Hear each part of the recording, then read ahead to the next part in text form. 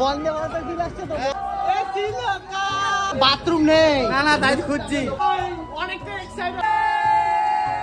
খুব ভালো লাগছে, কিন্তু একটা দুঃখের বিষয় কি ট্রেনটা আমাদের চাঁদপাড়ায় দাঁড়াবে না।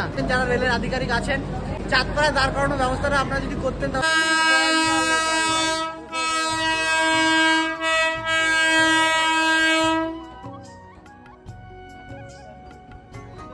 যাই হোক বন্ধুরা, এখন কিন্তু আমরা ট্রেনে উঠবো, আর ট্রেনের ভিতরটা কেমন সেটাও কিন্তু তোমাদের সাথে শেয়ার করবো।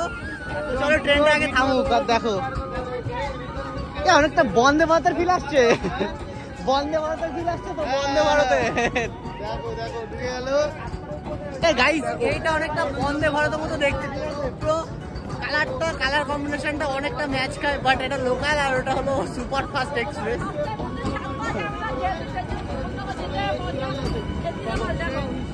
দাদা ভাই কেমন লাগছে? যাই হোক দেখো, আর লোকের ভিড়টা দেখো জাস্ট। এই হলো বনগাঁ স্টেশনে, ওই দিকটা বেশি আছে, যেখানে একটু ফাঁকা। তো চলো ট্রেনে উঠি।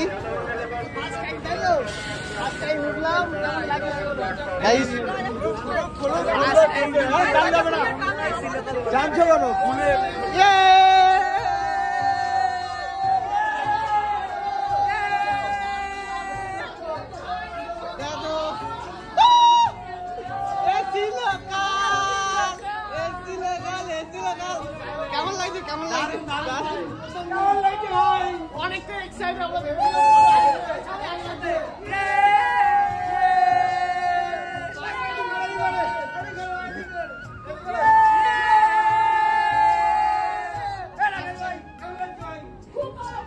যাই হোক তোমাদের দেখাই, এখানে মোটামুটি ভেতর থেকে পুরো এন্ট্রান্স পুরো খোলা থাকছে।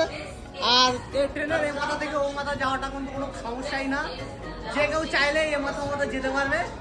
আর দেখো জাস্ট কত একদম প্রিমিয়াম ফিল আসছে গাইস, মনে হচ্ছে যেন একটা হিউজ দামি টিকিট, এসি টিকিট, একদম ওয়াও ভাই। মনে হচ্ছে কি বলতো, ধর এক্সপ্রেস ট্রেনের যে হাই কোয়ালিটির যে সিট গুলো, এ ক্লাসের যে সিট, অনেকটা সেই টাইপের ফিল আসছে।